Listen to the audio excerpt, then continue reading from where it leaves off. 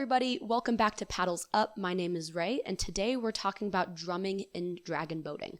The role of the drummer is often overlooked in dragon boating, but it can be absolutely vital come race day. A good drummer can empower a team to reach their full heights in the middle of the race, while a bad drummer can kind of take the wind out of their sails, so to speak. So today we'll be going over drumming in its entirety in dragon boat, from the role of the drummer, how you sit on the drum, the actual mechanics of drumming and calling, and some of the calling that I like to do when I'm drumming for my team. So stay tuned.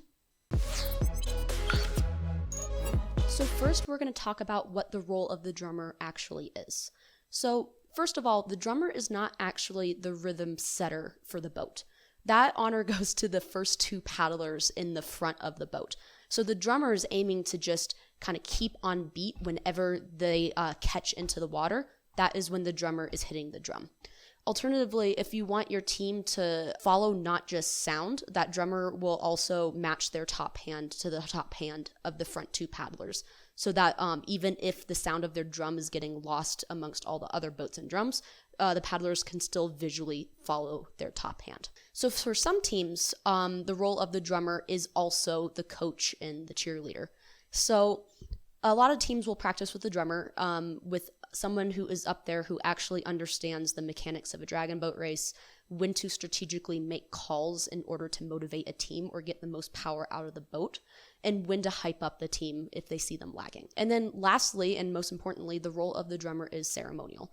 It's an important part of the tradition of the race, and that is why it continues on to this day. So let's talk about the physical aspect of being a drummer.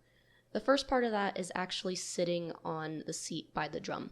It is quite a small seat. There's very little room for your legs by the drum. I find that it is normally best to use one of your hands to grip the seat behind you, and then grip the front of the drum with your other hand, reaching across and staying nice and low, as shown in this video. You don't want to actually begin drumming until the team has finished their start. Most races require active drumming, which means your arm should be nice and high above your head and visible for the race officiants as it comes down onto the drum. The last piece you want to keep in mind here is you want to make your body quite neutral, which means you want to try to not have any big movements up and down. Let your body move with the sway of the boat forward and backwards, and try to make yourself as neutral as possible in order to avoid affecting the dynamics of the boat. So let's get into the really fun stuff when it comes to drumming. Calling. As a drummer, you may be calling for your own team, or you may be brought onto a team as a guest drummer. And this is a team where you have not really practiced with them, or maybe ever even paddled with them, or ever met them before. So the first thing you want to do is make sure you are on the same page as the coach and their steers person. Figure out what their start is, what kind of calling they are used to hearing on their boat, and making sure that at the end of the day, you are following the coach's race plan and not your own. I've been in some situations where it's been super confusing at the start line because it wasn't clear between the drummer and the steers person who was supposed to be making the calls to line up the team, and it kind of threw the team off for the entire race. So just for the benefit of the team, it's best that everyone knows what their roles is, what's expected of you, and how you can best serve that team. Getting into calling itself. So calling is a really team-to-team kind of individual thing. And really what I'm talking about here is what we have found works best for our team. So I'm just going to share that with you. You can take it, try it out. And of course, I would love to hear how you call for your team. I've always found that it is best to make calls as short as possible on the beat. So for example, if I'm trying to make a call to the middle section of my paddlers, we call those the engines on my team.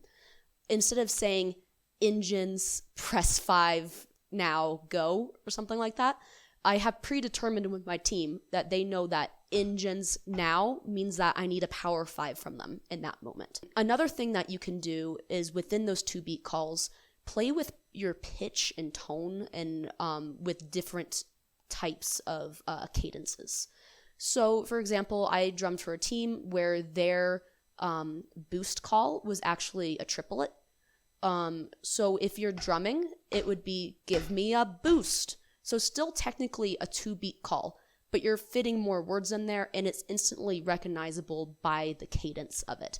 So that way, if things are really loud and your paddlers, especially those in row 10, can't really hear you, they still know from experience which call you're trying to make based off of your pitch and your rhythm. So for amateur teams, I've found that cues and form reminders actually work a lot better than just trying to count the entire time.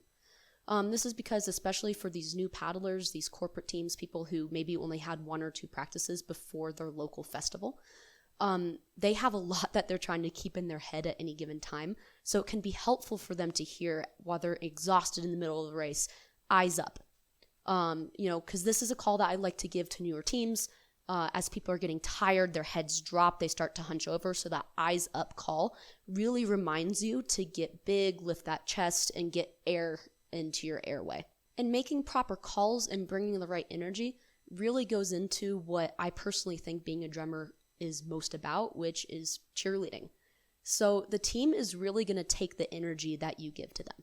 If you are quiet and tentative up there, the team is going to be tentative and nervous.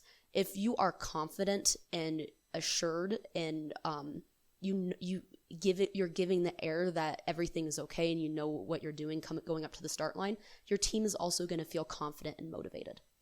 So a lot of this is also playing with that energy throughout the race. So instead of just kind of keeping the same energy throughout the race and, counting the whole time, it's fairly monotonous. It allows paddlers to kind of tune it out. Save something for the end so that when you're calling that finish, you're putting everything out on the water, spilling your guts just as much as those paddlers are, and they will bring that same energy.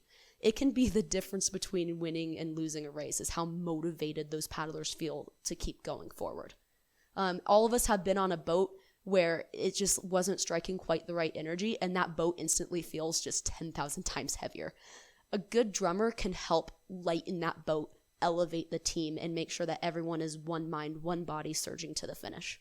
We've gone over the role of the drummer, how to physically drum, what calls that I personally like to make in a race, and the role of motivation and encouragement that a drummer can play.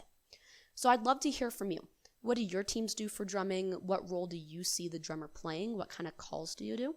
Leave it down below in the comments, and be sure to subscribe if you want more Dragon Boat content. But wait, before you click away, our friends over at Hornet are hosting their end of summer sale event. It is 10% off site-wide. So if you're looking for a new paddle, a new seat pad, or other Dragon Boat accessories, be sure to check out our affiliate link below and get shopping.